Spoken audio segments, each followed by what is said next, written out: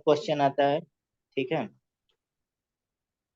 और रिएक्शन स्टेशियोमेट्री ज्यादा क्वेश्चन अगर देखा जाए पूछा जाता है, आसान थियरी है ये, ठीक है, कोई बहुत टफ नहीं है।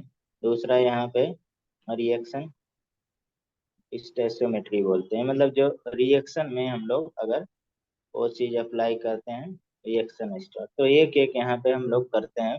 पहले मॉलिक्यूलर स्टेशियोमेट्री, थोड़ा सा मॉलिक्यूलर लेवल पे, जैसा कि रिएक्शन नहीं रहेगा, मॉलिक्यूल लेवल पे हम लोग स्टेशियोमेट्री कैसे अप्लाई करते हैं इसको पढ़ना है, ठीक है।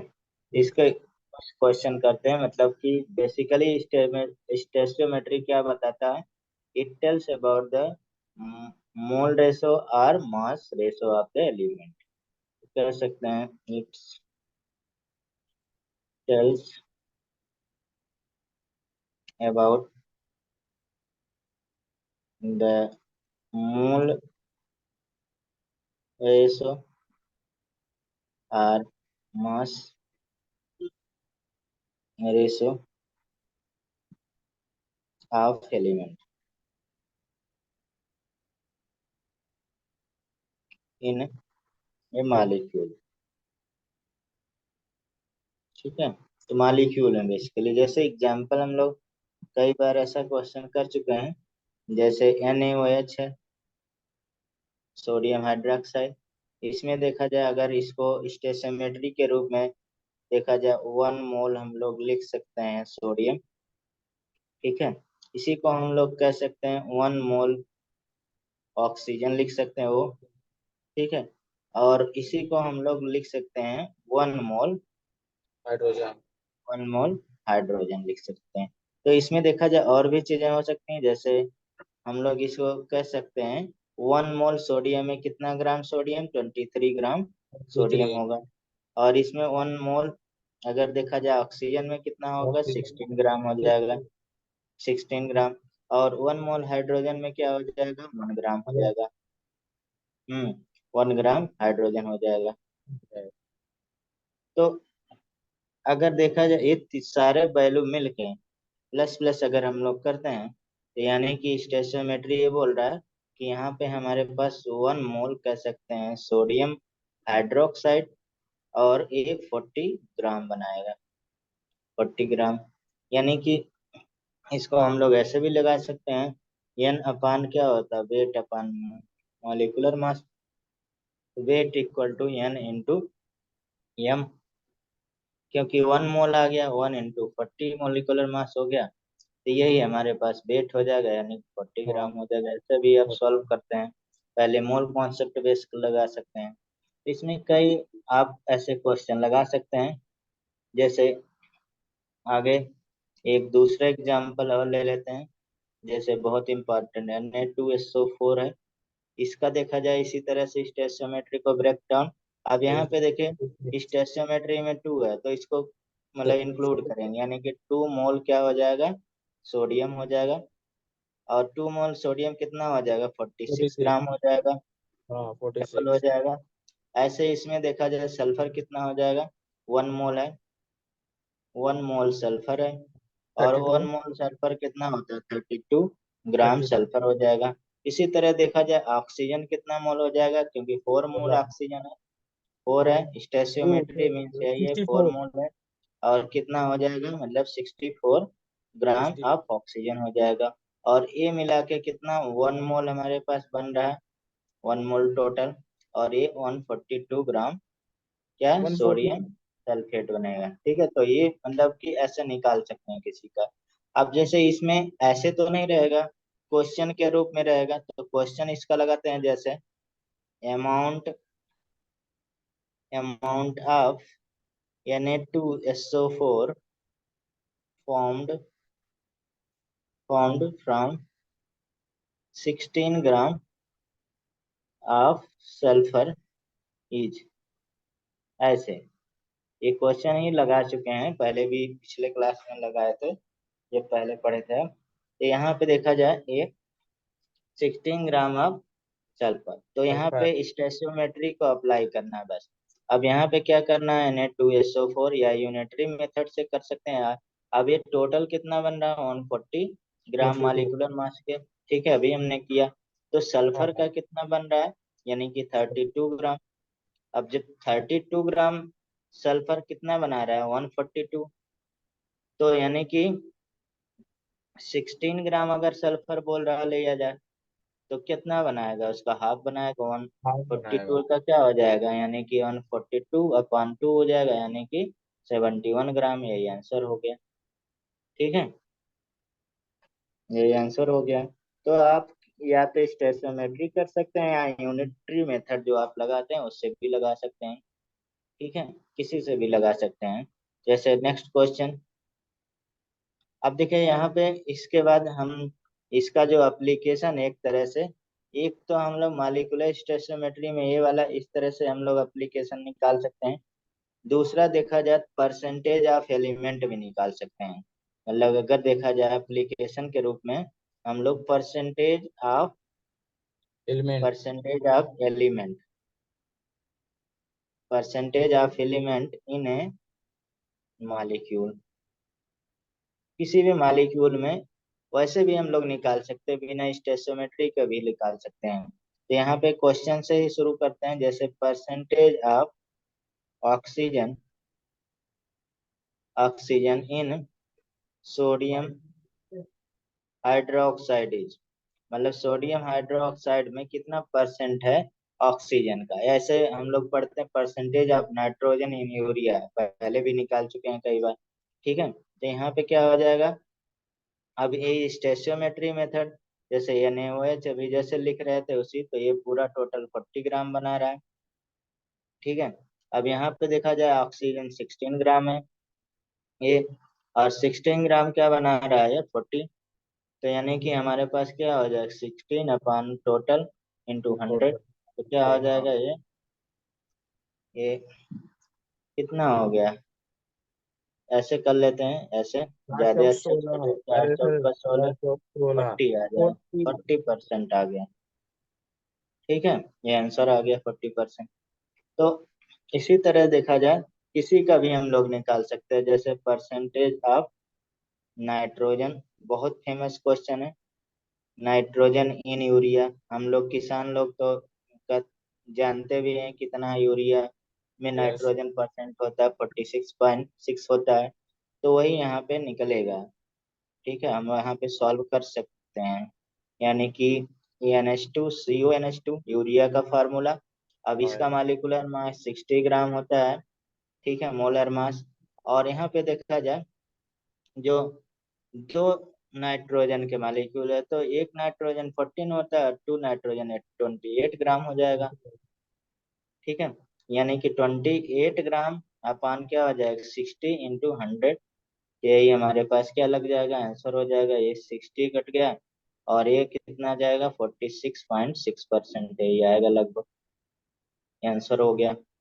ठीक है, तो ऐसे कोई भी हम लोग एप्लीकेशन यहाँ पे कर सकते हैं। लेकिन हमें जो क्वेश्चन ज्यादा जो सिलेबस में है, तो ये वाला पार्ट है कि मतलब रिएक्शन स्टेशियोमेट्री। तो दूसरा हम लोग पार्ट रिएक्शन स्टेशियोमेट्री ही पढ़ते हैं। ठीक है, रिएक्शन स्टेशियोमेट्री, ठीक है। रिएक्शन मतलब कि, अब जैसे मॉलिक्यूलर लेवल पे था, यहाँ पे क्या होगा, एक रिएक्शन में होगा स्टेशियोमेट्री हम अप्लाई कर। यानी कि देखा जाए जो स्टेशियोमेट्री होता है स्ट्रक्टिकली किस पे अप्लाइड होता है, बैलेंस केमिकल इक्वेशन पे, बहुत इंपॉर्टेंट है। यानी कि स्ट्रक्टिकली अप्लाइड, यानी कि कह सकते हैं कोई भी हम अगर स्टेशियोमेट्री बेस्ड रिएक्शन का कोई भी सॉल्व करते हैं, तो उसे हम पहले क्या करते हैं, बैलेंस करते हैं on balance balanced chemical reaction. Balance chemical reaction only, उसी पे ये लागू होगा। ठीक है, तो यानी कि कह सकते हैं यहाँ पे, इट टेल्स अबाउट, ये क्या बताता है, द मोल रिएक्शन, और कह सकते हैं वॉल्यूम मोल रिएक्शन या कह सकते मोल रिएक्शन ने कह के सॉरी मोल रिलेशन रिलेशन कहते ज्यादा सही है। रिलेशन मोल रिलेशन या वॉल्यूम रिलेशन। वॉल्यूम रिलेशन या हम लोग कह सकते हैं मास रिलेशन। सारा बताएगा mass relation of reactant and product, मतलब दोनों की तरफ बताता है रिएक्टेंट और प्रोडक्ट इन केमिकल। कोई भी केमिकल रिएक्शन में है उसमें ये हमें बताता है। तो ये केवल बस एक बार लिख रहे हैं, इसका कोई बहुत यूज नहीं, अभी हम लोग इसे सीख लेंगे। तो यानी कि एग्जाम्पल देखा जाए स्टेशियोमेट्रिक कोफिशिएंट के बेस पे हम लोग लगाते हैं। जैसे स्टेशियोमेट्रिक कोफिशिएंट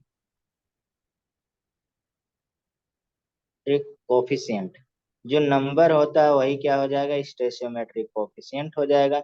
जैसे मान लीजिए कोई रिएक्शन है H2, ऐसे लिख देते हैं थोड़ा सा, H2 + I2 और बना रहा है क्या 2HI। टू एच अब आई देखा ये बैलेंस है, और इसमें जैसे 1 आ रहा है, 2 आ रहा है, सॉरी 1 आ रहा है और यहाँ पे 2 आ रहा है, तो ये क्या हो जाएगा, ये स्टेशियोमेट्रिक कोफिशिएंट होता है। ठीक है, तो इसी के बेस पे हम लोग यहाँ पे सोल्यूशन करेंगे। तो यहाँ पे कह सकते हैं 1 मोल, तो इसको भी 1 मोल ही कह सकते हैं। और ये 1 मोल हाइड्रोजन 1 मोल आयोडीन मिलके क्या बनाता है, 2 मोल क्या बना रहा है, हाइड्रोजन आयोडाइड बना रहा है। हाँ तो ठीक है, इसी तरह से हम लोग कह सकते हैं आर में रहता है, या हम लोग वॉल्यूम कह सकते हैं 1 वॉल्यूम 1 वॉल्यूम 1 वॉल्यूम, यानी कि कितना 2 वॉल्यूम ये टू बनाएगा। वैल्यूम ठीक है, इसी तरह से ग्राम में कह सकते हैं हम लोग 2 ग्राम, यहाँ पे H2 तो 2 ग्राम हो जाएगा।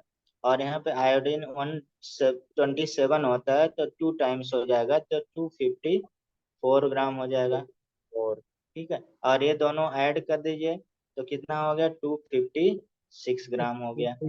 तो इस तरह से हम लोग यहाँ पे रिप्रेजेंट करते हैं। तो एक और रिप्रेजेंटेशन जैसे यहाँ लिए, ये मैंने ये रिप्रेजेंटेशन किया, इसी तरह से बी एक और सीख लेते हैं, हमें लिखने आना चाहिए। अभी रिएक्शन फिर इसके बाद लगाएंगे, ठीक है। जैसे मान लीजिए N2 3H2 और ये मिलके बना रहा है 2NH3। ठीक है, तो इसमें देखा जाए तो ये स्टेशियोमेट्रिक कोफिशिएंट क्या है, 1 है, 3 है, 2 है, जो आगे बैलेंस होगा उसी को बोलते हैं। तो यहाँ पे 1 मोल कहेंगे, 1 मोल, यहाँ 3 मोल, 1 मोल नाइट्रोजन 3 मोल हाइड्रोजन मिलके क्या बना रहा है, 2 मोल क्या बना रहा है, अमोनिया बना रहा है। इसीलिए हम लोग कह सकते हैं 1 वॉल्यूम। ठीक है, 3 वॉल्यूम हो जाएगा। ठीक है, या हम लोग इसी को कह सकते हैं 2 वॉल्यूम मिलके बनाएगा। ठीक है, इसी तरह से इसमें वेट में देखा जाए तो नाइट्रोजन का तो 40 होता है, लेकिन 2 टाइम्स है तो 28 ग्राम हो जाएगा। और फिर यहाँ पे हाइड्रोजन कितना हो जाएगा, 6 ग्राम हो जाएगा। ये दोनों ऐड कर देते हैं तो कितना हो जाएगा, 34 ग्राम हो जाएगा। हो रहा हूँ 30 ग्राम बना रहा है। तो इस तरह से हम लोग को रिलेशन करके क्वेश्चन लगाते हैं। तो क्वेश्चन हम लगाएंगे तभी बता पाएंगे कि क्या हमारे पास यहाँ पे है। जैसे 10 लीटर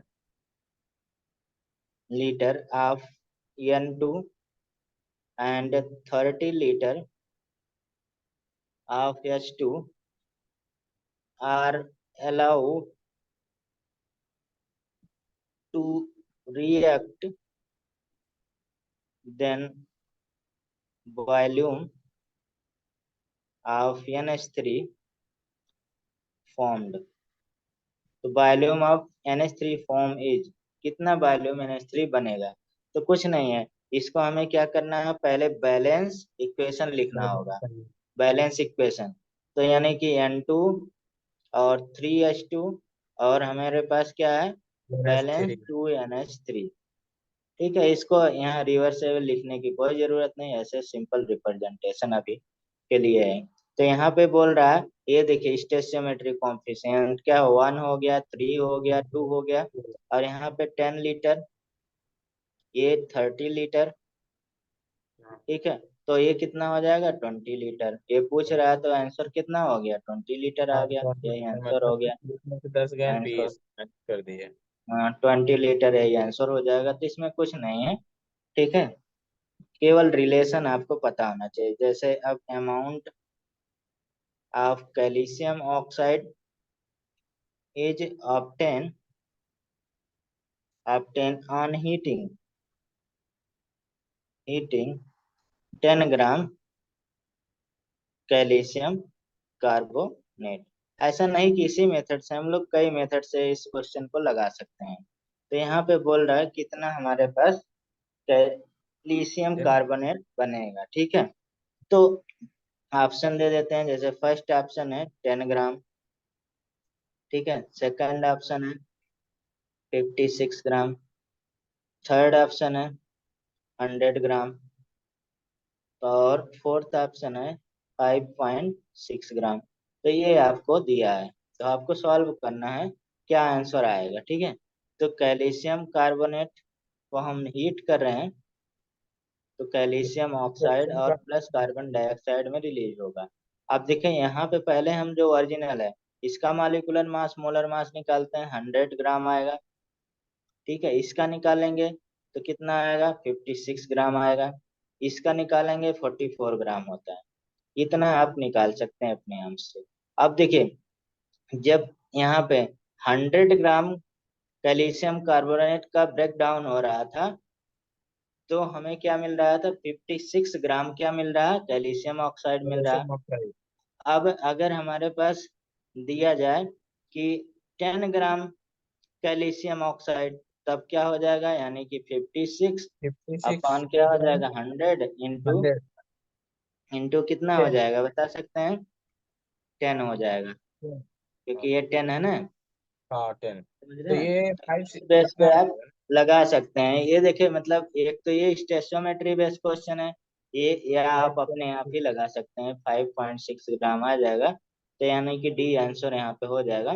अब देखिए, अगर ये क्वेश्चन आपको स्टेशियोमेट्री नहीं पता तो आप तब भी ऐसे लगाते कि, क्योंकि चूंकि 100 gram calcium carbonate break down हो रहा, तो हमें क्या मिल रहा है, 56 ग्राम क्या मिल रहा है, हाँ, कैल्शियम कैल्शियम ऑक्साइड ऑक्साइड मिल रहा है। कैल्शियम कार्बोनेट ब्रेक डाउन हो रहा है, और इसलिए 1 ग्राम में, ऐसे हम लोग करते हैं, 1 ग्राम कैल्शियम कार्बोनेट का ब्रेक डाउन होगा हीट से, तो कितना मिलेगा, यानी कि 56/100 हो जाएगा। ठीक है, अब चूंकि फिर बोलते हैं 10 ग्राम में, 10 ग्राम कैल्शियम कार्बोनेट, तब वही चीज होगा क्या, 56/100 इंटू 10, तब भी देखिए आंसर आ गया। तो ये आर वाला हमारे पास कहीं पे लगेगा, हम लोग पहले यही सीखे थे केवल। ठीक है, तो ये आ गया, कोई भी क्वेश्चन में आप लगा सकते हैं इजीली। ठीक है, इसी तरह से दूसरा क्वेश्चन, ये आंसर हो गया, दोनों मेथड से मैंने बता दिया। इसी तरह से एक क्वेश्चन आप ट्राई करिए, 10 litre of N2 and 30 liter of H2 are allow to react, then volume of NH3 formed after 50% completion, 50% completion of reaction। अब देखिए, इसमें आपको थोड़ा सा लैंग्वेज पे ध्यान देना है। ठीक है, तो यहाँ पे सोल्यूशन देखिए, आप उससे भी लगा सकते हैं, और जो हमने ये अल्टरनेट मेथड बताया, लेकिन स्टेशियोमेट्री बेस हमें लगाना है। N2 3H2, और ये प्रोड्यूस कर रहा है कितना, 2NH3 2 प्रोड्यूस कर रहा है।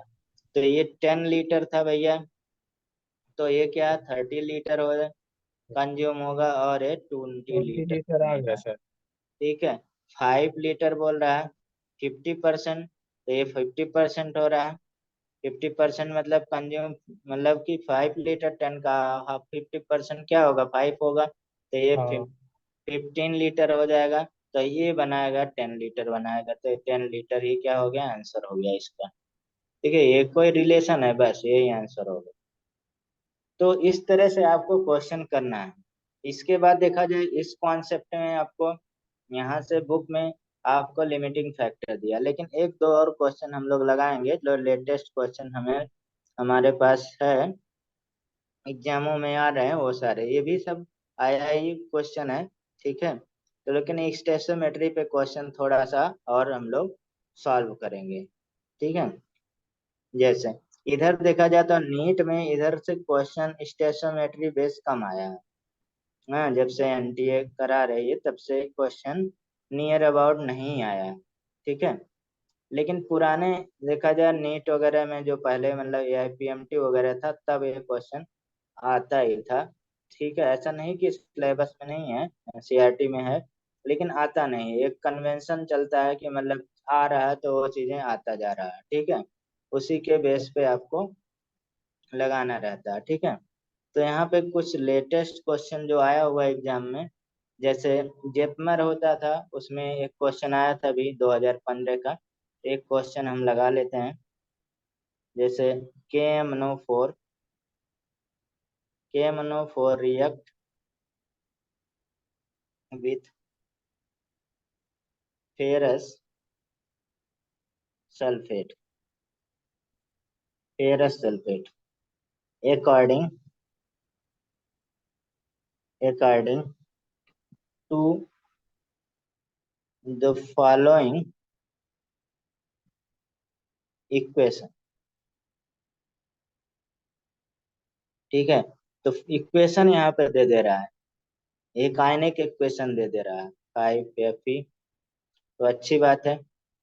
ठीक है, और बैलेंस दे दे रहा है, सबसे जरूरी है, नहीं तो हमें बैलेंस भी करना पड़ता है यहाँ पे। Mn+2 और +2Fe +3 प्लस क्या हो जाएगा 4H2O। ठीक है, ये हमारे पास इक्वेशन है। तो हियर जैसा क्वेश्चन लिखा है, 10 मिलीलीटर आप 0.1 एम के MnO4 इज क्या होगा, इक्विवेलेंट टू, किसके इक्विवेलेंट होगा, तब आप देखा जाए यहाँ पे क्या होगा, ये ये क्या हो जाएगा।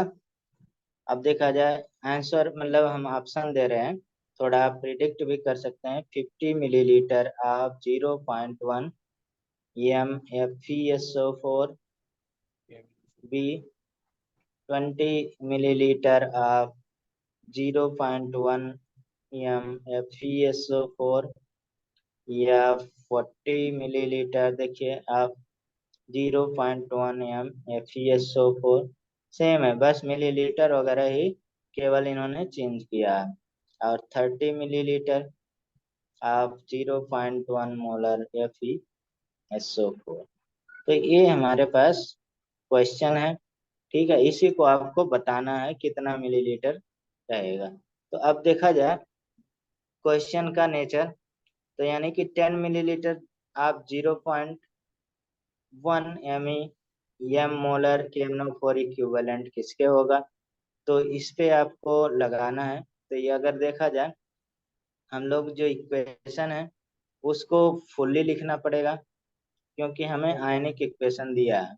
तो और आंसर देखा जाए FeSO4 वगैरह के रिस्पेक्ट में दिया है, तो हमें आयनिक इक्वेशन को पहले पूरा हमें फुलफिल करना है। तो ऊपर वाला इक्वेशन को KMnO4 हम लिख लेते हैं, FeSO4, फिर बैलेंस करेंगे, फिर 8H2SO4 एसिडिक मीडियम, फिर K2SO4, फिर MnSO4, और फिर FeSO4 आपका 5 FeSO4 whole full twice. Thrice plus 8H2O।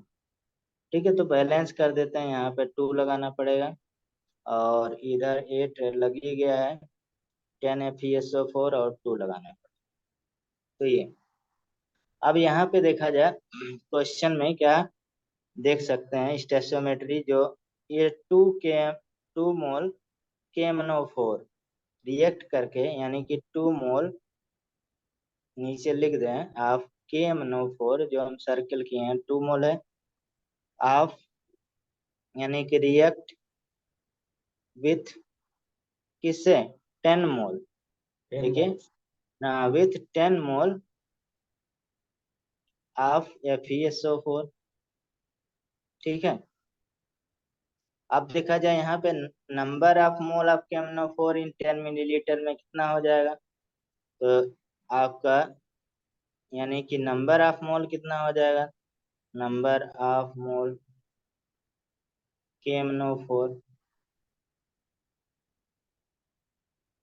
तो इन 10 मिलीलीटर ऑफ 0.1, तो यानी कि m इक्वल टू 0.1 इंटू 0.01, यानी कि 10⁻³ मोल आ जाएगा। तो यानी कि number of mole FeSO4, number of mole FeSO4 कितना हो जाएगा, 5 इंटू 10⁻³ आ जाएगा। तो वॉल्यूम जो बचेगा, यानी कि वॉल्यूम हैविंग 5 इंटू 10⁻³ मोल इन कितना, 0.1 2.1। Molar FeSO4।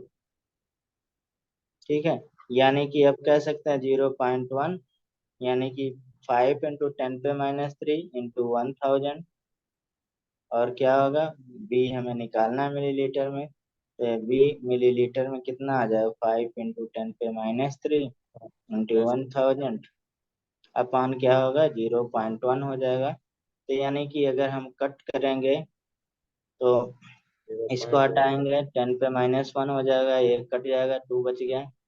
ठीक है, ये 2 इधर 2, ये 2 कट गया, 10 बच गया, तो कितना आ गया, 50 मिलीलीटर आ गया। यानी कि जो आंसर हमारे पास 50 मिलीलीटर वाला आ गया, पहला वाला।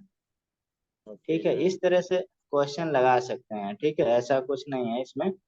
ठीक है, तो आप इसको करिएगा, फिर हम लोग आगे लिमिटिंग वाला पढ़ते हैं। इसमें भाई क्वेश्चन बहुत रहता है टॉपिक में, क्योंकि मतलब बेसिक कॉन्सेप्ट है, तो कई चैप्टर का भी हम बढ़ाते जाए, पढ़ाते जाए, पढ़ते जाएंगे। ठीक है, तो इसमें ठीक है। देखा जाए लिमिटिंग रिएजेंट।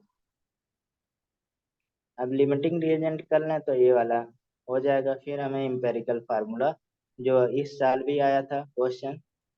ठीक है, इम्पेरिकल फार्मूला वाला हर साल आता है उससे। अब देखिए लिमिटिंग रिएजेंट क्या होता है। लिमिटिंग मतलब जैसे हमने बताया कि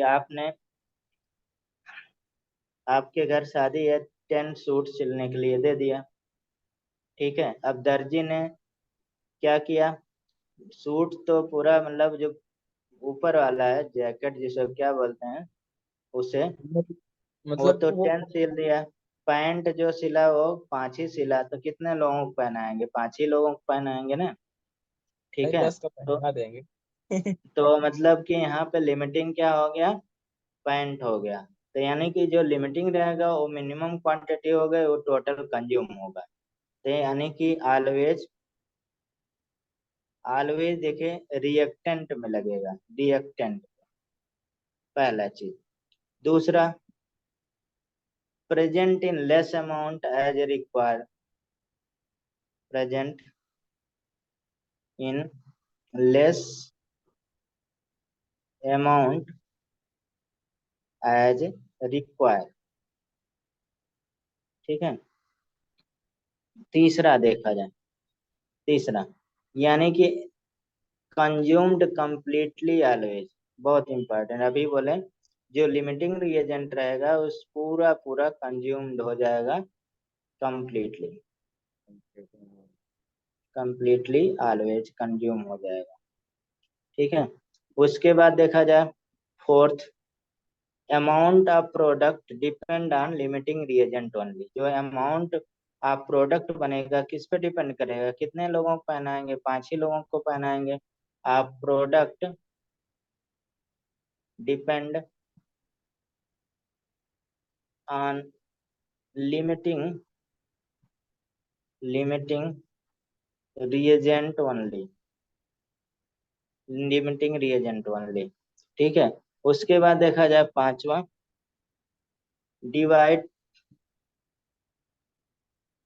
द मोल। मोल से अगर हम डिवाइड कर देते हैं आप रिएक्टेंट, रिएक्टेंट का मोल्स बाई किससे, देयर स्टेशियोमेट्री, मेट्री कोफिशिएंट। जो मोल होगा रिएक्टेंट का उसमें हम डिवाइड कर देंगे किससे, स्टेशियोमेट्रिक कोफिशिएंट। और यहाँ पे आर कह सकते हैं बैलेंस कोफिशिएंट जो लगाएंगे। तो ये लिमिटिंग रिएजेंट भी किस पे लगेगा, बैलेंस इक्वेशन पे। ठीक है। तो ये हमारे पास एक रूल है, यानी कि मिनिमम वैल्यू ही हमारे पास बेसिकली कह सकते हैं, मिनिमम वैल्यू इक्वल टू क्या, लिमिटिंग रिएजेंट। लिमिटिंग रिएजेंट किसे कहते हैं, जो मिनिमम मिनिमम वैल्यू। वैल्यू आता है वही रिएक्टेंट में, उसी को हम लोग क्या बोलते हैं, लिमिटिंग रिएजेंट बोलते हैं, और कुछ नहीं। जैसे एग्जांपल देखिए, ए प्लस बी, यही क्वेश्चन पहले भी हम पढ़ा चुके हैं। सी, इसमें ज्यादा नहीं चेंज करते हैं। 5 मोल, 8 मोल। तो आगे क्या बनाएगा, given find out limiting reagent क्या होगा, ये क्वेश्चन है। अब यहाँ पे सोल्यूशन, तो इसी बेस पे हम लोग क्या लिख लेना है, ए प्लस 2b, और ए प्लस बना रहा सी बना रहा। ठीक है। ए प्लस 2b और सी बना रहा। तो यहाँ पे देखा जाए एक कोफिशिएंट, 2 कोफिशिएंट और 1 कोफिशिएंट, है कि नहीं। तो हाँ। यानी कि अब देखिए, यहाँ पे जो मोल दिया रिएक्टेंट का 5 मोल दिया है, 8 मोल दिया है। अब जो ये कोफिशिएंट होगा उसी से हम लोग क्या करते हैं, डिवीजन कर देते हैं। तो यहाँ पे 1 से डिवीजन करेंगे, यहाँ पे 2 से करेंगे। तो यानी कि कौन सा वैल्यू कम आ गया, 5 आ गया, ये 4 आ गया। तो लिमिटिंग रिएजेंट भैया कौन हो गया, 4 हो और गया। यानी कि लिमिटिंग रिएजेंट बी हो गया। B is the limiting reagent of reaction, यानी कि जो भी कुछ डिपेंड करेगा बी पे डिपेंड करेगा, प्रोडक्ट का प्रोडक्शन। ठीक है। यानी कि कह सकते हैं यहाँ पे बी के रिस्पेक्ट में ही बनेगा। ठीक है। आगे चलते हैं। दूसरा क्वेश्चन आपको बताना, 0.2 मोल BaCl2। ये क्वेश्चन बहुत आता है, इसलिए हम यहाँ पे पहले बहुत आता था। Reactant with 0.5 mole sodium Na2PO4 to give Ba3PO4 whole twice. यानी कि ब्रोम ब्रोमियम फास्फेट बोलते हैं इसे, and sodium chloride. The limiting limiting reagent will be, ये पूछ रहा है लिमिटिंग रिएजेंट कौन हो, मतलब मिनिमम क्वांटिटी कौन होगा रिएक्टेंट में, क्योंकि लिमिटिंग रिएजेंट रिएक्टेंट वाले पे ही डिपेंड करता है। तो यहाँ पे सबसे जरूरी है बैलेंस, हमें इक्वेशन लिखना। अगर बैलेंस इक्वेशन नहीं लिखते हैं तो आंसर गलत आएगा। ठीक है। Yes sir. तो Na2PO4 बैलेंसिंग करने आना चाहिए, Ba3PO4 होल ट्वाइस। और यहाँ पे कोई ऐसा मेथड से नहीं, एनालिटिकल मेथड से हमें बैलेंसिंग आना चाहिए बस। जैसे आप करते हैं कि यहाँ पे, जैसे थोड़ा सा हम बता देते हैं। अब देखा जाए दोनों तरफ मॉलिक्यूल बराबर होना चाहिए। अगर ब्रोमीन देखा जाए इधर 1 है तो उधर 3 है, तो हमें इधर 3 से मल्टीप्लाई कर देते हैं। मल्टीप्लाई ठीक करना है। पड़ेगा। हाँ, अब देखा जाए सोडियम। सोडियम का देखा जाए इधर 2 है, ये Na3 है शायद। Na3 है, नहीं तो आएगा नहीं आपका। हाँ यहाँ 2 लगेगा ना। हाँ, तो यहाँ पे 2 लगा देते हैं। ठीक है। अब देखा जाए यहाँ पे अगर हम 6 लगा दें तो ये बैलेंस हो जाएगा सारा। ठीक है। यानी कि चलो यहाँ पे PO4 होल ट्वाइस है तो यहाँ पे भी 2 आ गया, तो ये बैलेंस हो गया। अब देखा जाए स्टेशियोमेट्रिक जो हमारे पास दिया है मोल, यानी कि ये 3 है, ये हमारे पास 2 है, यानी कि जो मोल दिया है 0.2 दिया है इसको, और ये 0.5 दिया है। तो जो हमारे पास स्टेशियोमेट्री आता है उसी से डिवाइड करना पड़ता है, वो ऊपर लिखा है मैंने रूल।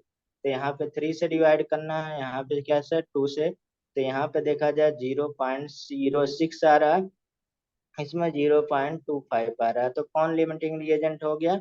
लिमिटिंग रिएजेंट आंसर कौन हो गया? ये वाला, यहाँ B zero A zero C point L zero two से। क्योंकि ये वैल्यूलेस है, तो यानी कि लिमिटिंग रिएजेंट कौन हो गया? बी ए जीरो। सी एल टू यही क्या हो गया? BaCl2 is the limiting reagent, यही क्या हो गया? आंसर हो गया। तो ऐसे यहाँ पे निकालना और कुछ नहीं करना रहता है। ठीक है। तो आपको बस आना चाहिए निकालने के लिए। ठीक है। ठीक है। तो इस पे और भी क्वेश्चन है, आप इसको बढ़ा सकते हैं चीजें। जैसे नेक्स्ट क्वेश्चन हम लोग करते हैं, अलग अलग टाइप से क्वेश्चन रहता है, इसी को मिलता जुलता एक क्वेश्चन और आता है। ठीक है। उसमें तो अपने से टाइप ट्राई करिए। 5 मोल BaCl2 react react with 0.2 mole Na3PO4, वही सेम है। Number of moles of Ba3 और PO4 होल ट्वाइस फॉर्म्ड।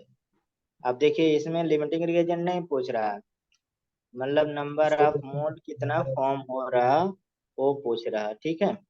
तो रिएक्शन को यहाँ पे बैलेंस देखिए करना मैंने थोड़ा सा गलत लिखा है, Na2 3 होगा, नहीं तो बैलेंस नहीं होगा।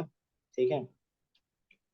अभी लिख रहे थे तो फिर याद आ गया। तो इसमें इसमें। देखा जाए ऑप्शन दे देते हैं। ए 0.1, बी 0.2, सी 0.3 और डी आपका 0.5 हो गया। तो आपको निकालना है यहाँ पे। अब यहाँ पे बैलेंस इक्वेशन लिखना बहुत जरूरी है। हाँ ठीक बैलेंस। है। BaCl2 और 2Na2PO4, और इसमें 3 लगाया था मैंने, ऊपर वाला इक्वेशन है Ba3। अब देखिए यहाँ फिर मैंने 2 लिख दिया, गलत हो जाएगा, 3 है। हाँ और PO4 होल ट्वाइस प्लस 6 यानी Cl। अब इसको आप कर लेते हैं। तो ये बैलेंस मैंने लिख दिया है, यहाँ पे 3 मोल है, यहाँ पे 2 मोल है। तो लिमिटिंग ये 5 मोल बता रहा है, 0.5 मोल, ये 2 मोल। इसमें डिवाइड कर देते हैं 3 से, इसमें डिवाइड कर देते हैं आपको 2 से। तो ये वैल्यू क्या हो जाएगा? 1 हो जाएगा। ये वैल्यू क्या हो जाएगा? 0.16 हो जाएगा, 0.1 हो जाएगा। तो इसमें देखा जाए 0.1 हो गया, तो इसमें मोल पूछ रहा है, यानी कि कह सकते हैं 2 मोल बना रहा था 1। ठीक है। यानी कि अब इसलिए हम लोग 0. क्या होगा? 2 मोल कितना बनाएगा? 0.2/2 यानी कि 0.1, ऐसे भी लगा सकते हैं, या आप इससे लगाइए या इससे लगाइए, दोनों मेथड है। लिमिटिंग रिएजेंट से लगा लीजिए। अब यहाँ पे लिमिटिंग रिएजेंट देखिए, इस क्वेश्चन में ये हो गया, ये लिमिटिंग रिएजेंट हो गया Lr। ठीक है। तो इसमें एक रेशो वाला क्वेश्चन आता है, और ये ज्यादा इम्पोर्टेंट रहता है रेशो वाले क्वेश्चन, तो रेशो वाले कर लेते हैं, रेशो वाले से आप लोग भागते हैं। ठीक है।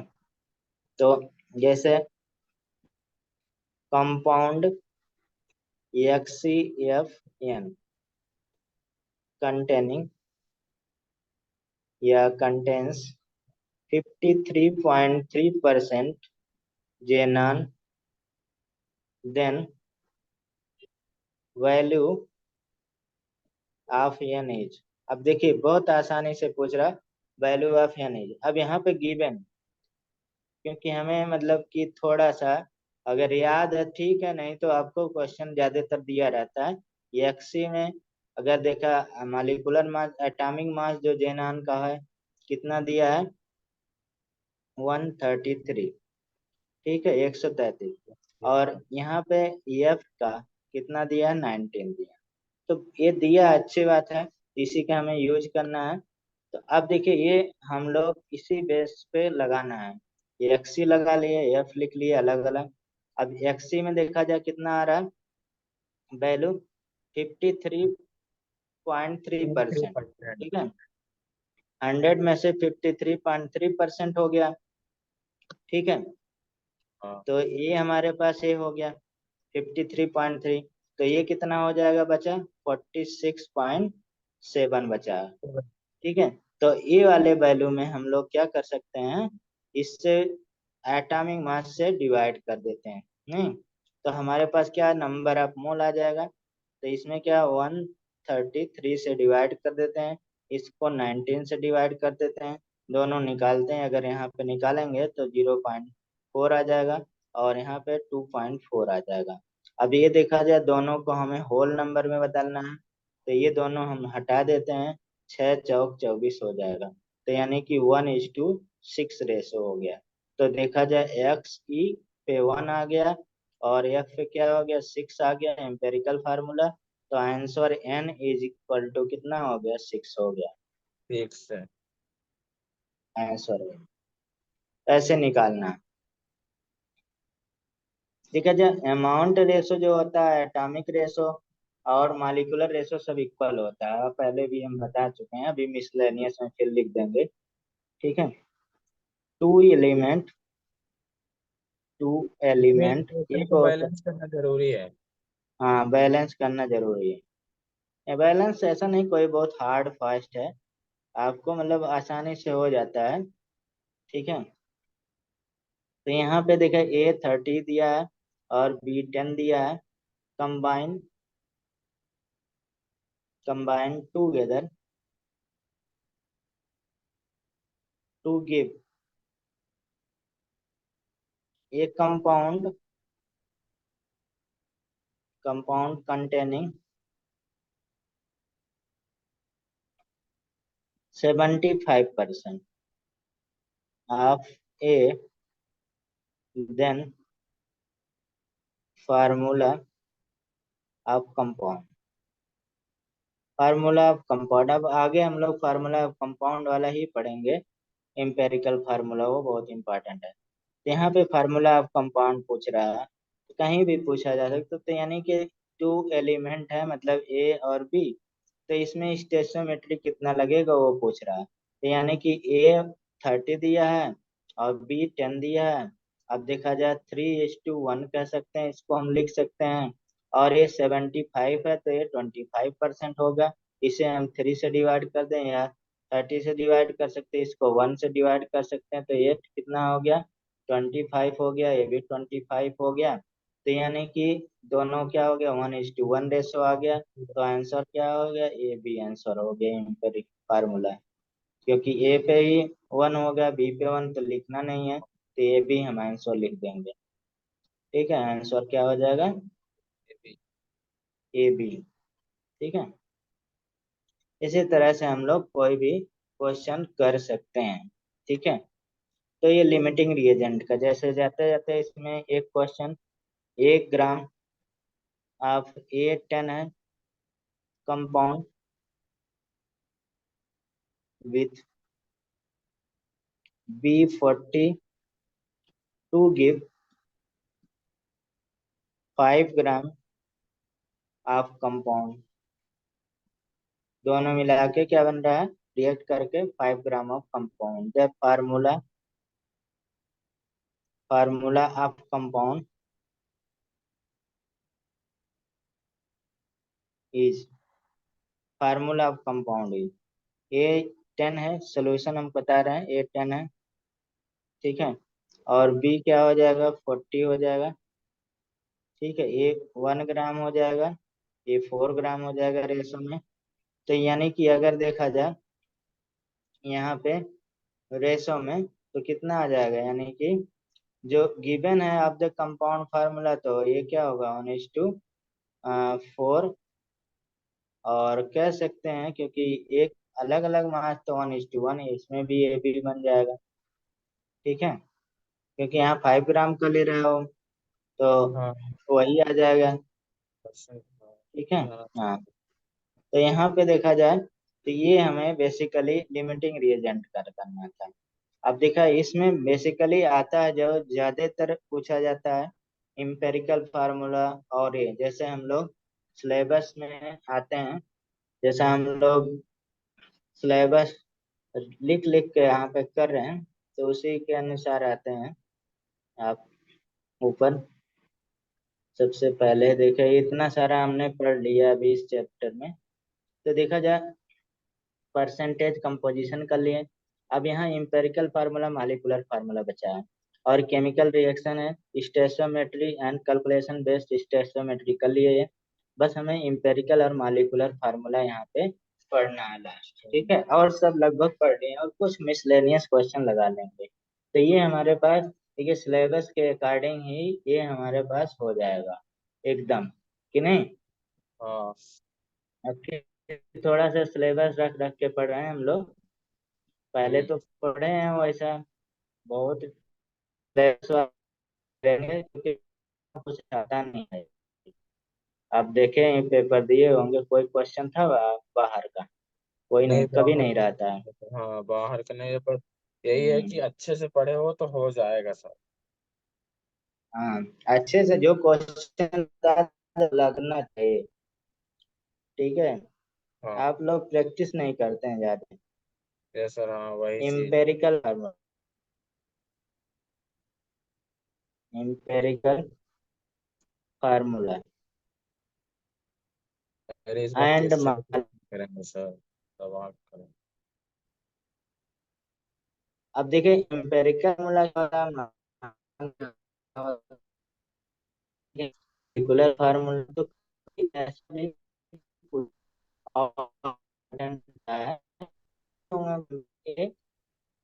टॉपिक है आम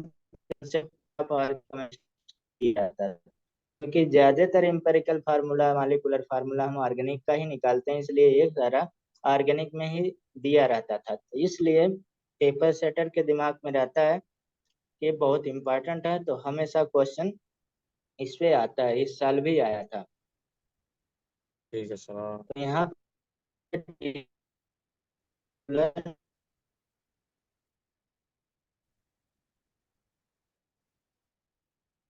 में सकते हैं इसको।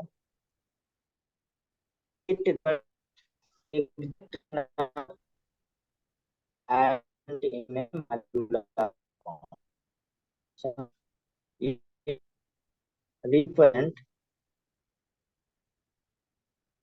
Exact okay, alright। नंबर, मतलब एग्जैक्ट नंबर कितना मॉलिक्यूल में कौन सा एटम या एलिमेंट का होता है, एग्जैक्ट बताता है एटम्स प्रेजेंट